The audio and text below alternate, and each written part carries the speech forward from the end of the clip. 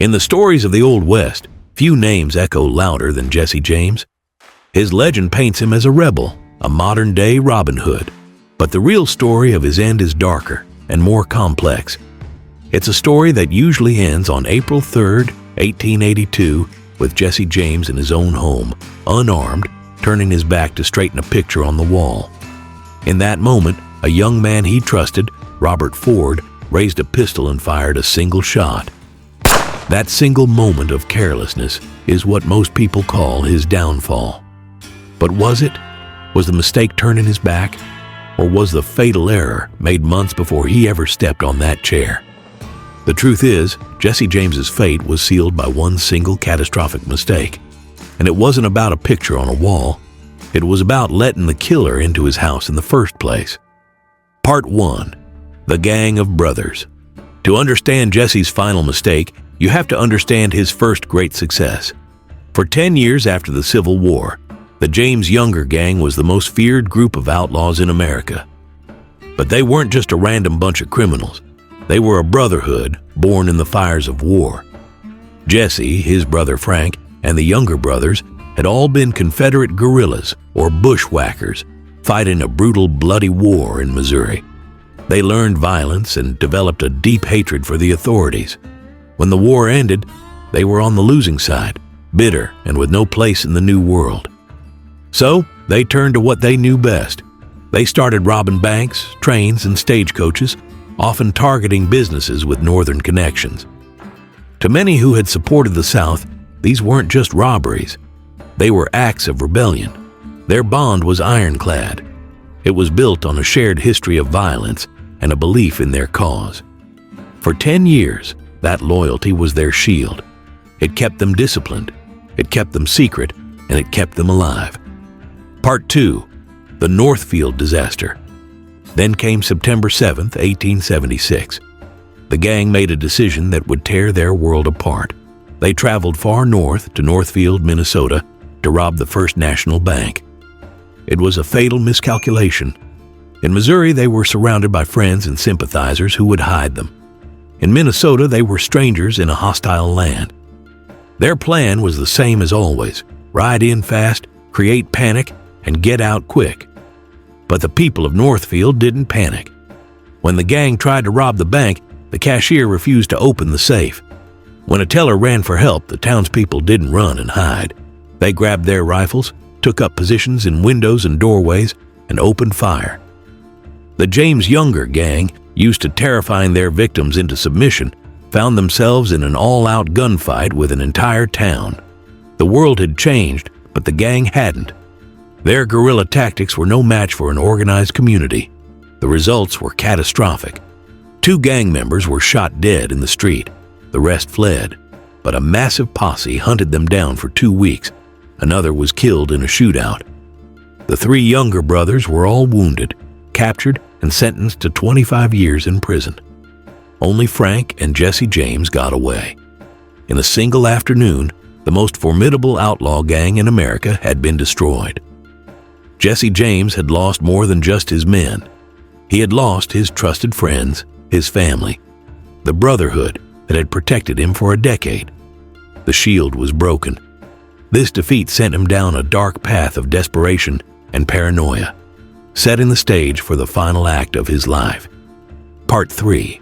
The Gang of Vipers.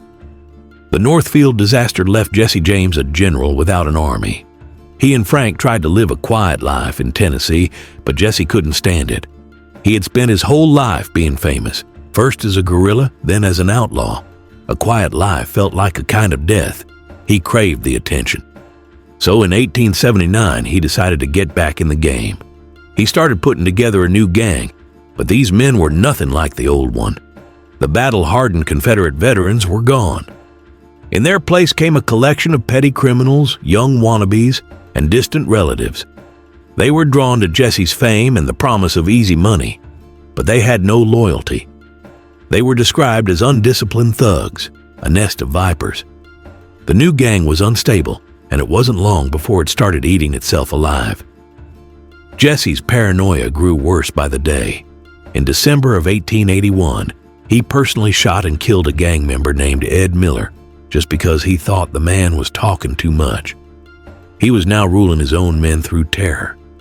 That same month, things got even worse. A gang member named Dick Little got into a dispute and killed Wood Height, who was Jesse's own cousin.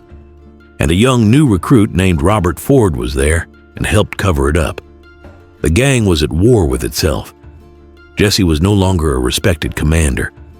He was the unpredictable leader of a group of killers who were just as dangerous to each other as they were to the law. His paranoia became a self-fulfilling prophecy. By trying to command loyalty through fear, he destroyed any chance of it, pushing his men toward the very betrayal he dreaded. Part 4. The Governor's Bounty. As Jesse's new gang was falling apart from the inside, the pressure from the outside was growing stronger than ever. In 1881, Missouri's new governor, Thomas T. Crittenden, made it his personal mission to destroy the James Gang. He wanted to clean up Missouri's reputation as a robber state. Crittenden put together a massive reward, funded by the railroad and express companies that Jesse had been robbing for years. He offered a staggering $10,000 for the capture of Jesse James. In today's money, that would be hundreds of thousands of dollars. It was life-changing money. The hunt for Jesse James was no longer just about the law. It was now a business. The man who decided to collect that reward was Robert Ford. At just 19 years old, Bob Ford wasn't a hardened criminal. He was an obsessive fan. He had grown up reading the dime novels about Jesse James. He reportedly kept a box of Jesse James souvenirs under his bed and knew every detail of his hero's life. But as he got to know the real Jesse James, his hero worship turned sour. The legend from the books was in reality a moody, unpredictable, and deeply paranoid man. Ford's dream soured into resentment. This, combined with the promise of the governor's reward, was a recipe for betrayal. In January 1882, after helping to cover up the murder of Jesse's cousin, Bob Ford saw his chance. He secretly met with Governor Crittenden. They struck a deal. If Bob Ford killed Jesse James, he would get a full pardon for his crimes and a share of the $10,000 reward. The state of Missouri had just hired an assassin.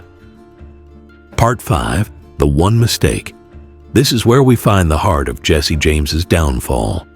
In the spring of 1882, with his gang in ruins and his paranoia at an all-time high, Jesse came to believe that the Ford brothers, Bob and Charlie, were the last two people on earth he could trust. In March, he invited them to move into his family's home in St. Joseph. He welcomed his own executioners into his house. For a man who was said to watch everybody, even his own brother, this was a stunning and fatal miscalculation. This was the one unrecoverable mistake. It was a total failure of judgment, born from his own ego and desperation. After years of commanding the loyalty of men like the younger brothers, he was now surrounded by traitors. In the middle of all that chaos, Robert Ford's obsessive, fawning admiration must have looked like true loyalty. Jesse didn't see a threat. He saw a disciple, a follower who made him feel powerful and legendary again. He failed to see the danger in that kind of obsession. He didn't realize that the same ambition that fueled Ford's hero worship could just as easily fuel a desire to kill the hero and take his place. Jesse James's fatal mistake was not turning his back to adjust a picture. It was completely misreading the man standing behind him. He mistook a time bomb for a loyal pet and invited it to his dinner table. If you're finding this piece of history as fascinating as we do, take a moment to hit that like button and subscribe to the channel for more deep dives into the stories of the Old West. Don't forget to ring that notification bell so you never miss an update. Part 6. The Final Morning. The consequences of that mistake played out on the morning of April 3rd, 1882. The setting wasn't a dusty street in a gunfight, but the quiet living room of a family home. Jesse had moved his family to a small house on Lafayette Street, living under the name Tom Howard. It was here, in this false sanctuary, that he invited Bob and Charlie Ford to live with him, his wife, and their two small children.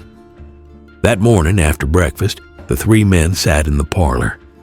Jesse, completely unaware of their deal with the governor, was excitedly planning their next robbery of a bank in Platte City. For the Ford brothers, it must have been a tense wait. They had been living in the house for weeks, looking for the perfect moment to strike. They knew they couldn't make a move while Jesse was armed. His reflexes were legendary. Then, the moment came. Jesse commented on how warm the day was. He took off his coat and vest. Then, worried that a neighbor might see his gun through the open door, he unbuckled his pistol belt with its two .45 caliber revolvers and laid them on the bed.